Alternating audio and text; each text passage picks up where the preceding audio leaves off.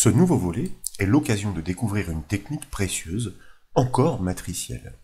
Elle offre la possibilité d'extraire la fin d'une chaîne située après un caractère remarquable, pourtant répété à plusieurs reprises dans le texte. Sur l'exemple illustré à l'écran, des chemins d'accès complets à des fichiers sont listés dans une première colonne du tableau. D'ailleurs, nous aurions très bien pu construire ce listing de fichiers automatiquement grâce à Power Query, comme nous l'avions démontré à l'occasion d'une formation. Dans une seconde colonne, celle-ci, grâce à une formule unique, nous parvenons à extraire seulement les noms des fichiers qui composent ces chaînes. Cela signifie que nous sommes en mesure de ne conserver que la portion de texte située après le dernier anti-slash, en l'occurrence dans cette chaîne, celui-ci, ou encore celui-ci dans cette autre chaîne. Pour développer cette formule matricielle, nous proposons d'appuyer l'étude sur un classeur offrant des chemins d'accès à décortiquer. Et comme toujours, ce classeur est offert au téléchargement depuis le site bombache.fr. Nous retrouvons bien le tableau de deux colonnes. La première héberge effectivement des chemins d'accès avec des noms de fichiers en bout de course.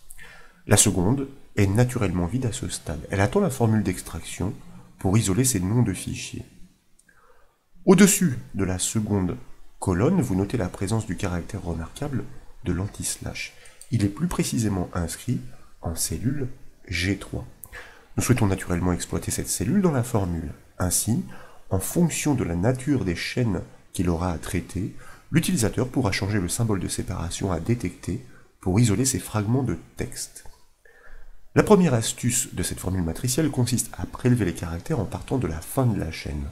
Et pour cela, nous devons exploiter la fonction Excel droite.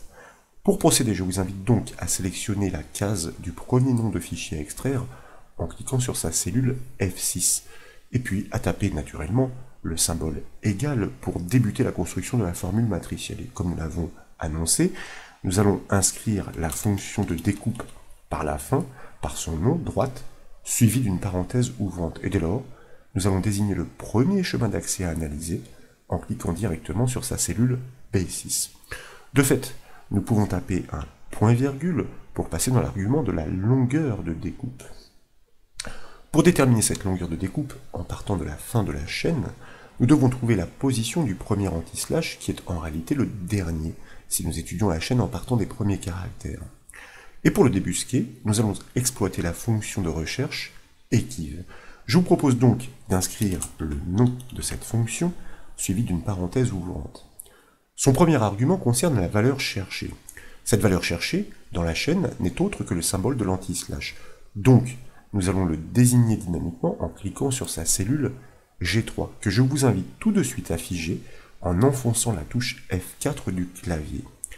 En effet, nous répliquerons cette formule matricielle sur les cellules du dessous. Quand l'analyse doit se déplacer naturellement sur les chemins d'accès, B6, B7, B8, etc., dans le même temps, la cellule du symbole à chercher ne doit pas bouger quant à elle. Nous la figeons donc. Ensuite, nous tapons un nouveau point-virgule pour passer dans l'argument du tableau de recherche. En guise de tableau de recherche, nous allons lui fournir une matrice des lettres isolées individuellement en partant du dernier caractère et en remontant plutôt jusqu'au premier anti-slash trouvé. C'est ainsi que la fonction equiv répondra favorablement pour transmettre la longueur de découpe à la fonction droite.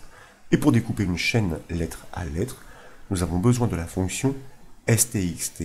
Mais tout d'abord, je vous invite à cliquer sur le petit bouton de l'assistant fonction à gauche de la barre de formule. Il va nous livrer quelques précieuses indications servant à simplifier la compréhension du mécanisme. Dès lors, nous cliquons dans la zone tableau de recherche pour l'activer.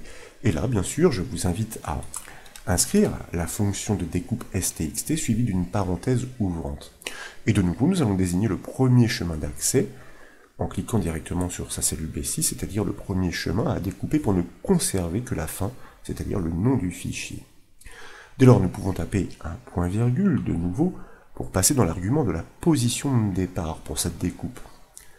Pour passer chaque lettre en revue en partant de la dernière, nous devons créer une matrice virtuelle de numéros pour retrancher la position en cours au nombre total de caractères dans la chaîne. Cette matrice doit partir du chiffre 1 et poursuivre sur un nombre assez grand d'occurrences pour être sûr de croiser l'anti-slash. Pour créer cette matrice virtuelle de nombres, nous avons besoin de la fonction ligne. Le nombre total de caractères peut quant à lui être renvoyé par la fonction nbcar. Le dernier caractère ne sera donc pas analysé nbcar-1 pour le premier traitement récursif, mais nous partons logiquement du principe qu'un délimiteur ne se trouve jamais en dernière position. Donc je vous propose d'inscrire la fonction permettant de connaître le nombre de caractères d'une chaîne suivi d'une parenthèse ouvrante, donc nbcar. Et là, de nouveau, nous allons désigner le premier chemin d'accès en cliquant sur sa cellule B6. Dès lors, nous pouvons fermer la parenthèse de la fonction nbcar. Et là, nous tapons le symbole moins pour annoncer le retranchement à suivre, comme nous l'avons expliqué. Et c'est une matrice donc virtuelle de numéros, grâce à la fonction ligne que nous allons construire, $1, et puis 2 points, donc pour la borne inférieure, $200. 200 est une valeur arbitraire. Nous prévoyons suffisamment large si d'aventure le dernier anti-slash se trouvait 200 caractères en amont. Les dollars que nous avons inscrits sont importants pour que ces bornes ne varient pas avec la réplication de la formule.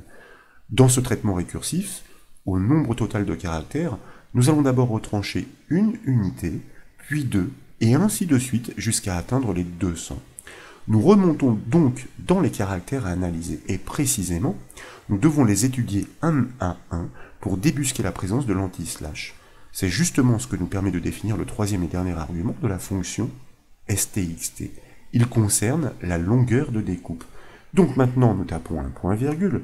Pour passer dans cet argument de la longueur de découpe, nous tapons le chiffre 1 pour analyser les caractères individuellement et tour à tour, et nous pouvons fermer la parenthèse de la fonction stxt. Et comme vous pouvez le voir, l'assistant fonction réagit par une matrice en regard de la zone tableau recherche. Nous y trouvons chaque caractère du chemin d'accès en partant de l'avant-dernier et en remontant sur 200 positions telles que nous l'avons définies. Donc ici, c'est très clair, voyez-vous, regardez, nous avons le S, nous avons le L, nous avons le X, nous avons le point, et puis nous avons le V de dev, etc., etc. C'est ainsi que nous allons finir par croiser le chemin du dernier anti-slash. Maintenant, je vous invite à cliquer dans la zone type de l'assistant fonction pour l'activer et à saisir le chiffre 0 pour réaliser une recherche exacte. Et cette fois, l'assistant pour la fonction equiv répond par la position trouvée pour l'occurrence de l'anti-slash. Rappelons-le, c'est bien sur ce symbole que nous avons engagé la recherche. Et si vous analysez le premier chemin d'accès, il s'agit effectivement de l'emplacement précis du dernier anti-slash. Je conviendrai de le compter, mais je peux vous le confirmer. Ensuite, dans la barre de formule, eh bien, je vous propose de cliquer à la toute fin de la syntaxe, c'est-à-dire après la parenthèse fermante de la fonction equiv, pour pouvoir maintenant fermer la parenthèse de la fonction droite, et ensuite valider la formule matricielle par le raccourci clavier CTRL majuscule Entrée. Et comme vous pouvez l'apprécier, le premier nom de fichier tombé. Il a parfaitement été isolé par le calcul matriciel. Et si maintenant nous double-cliquons sur la poignée du résultat pour répliquer la logique sur la hauteur du tableau, eh bien vous remarquez que nous obtenons tous les noms de fichiers des fins de chaîne parfaitement isolés dans leurs cellules.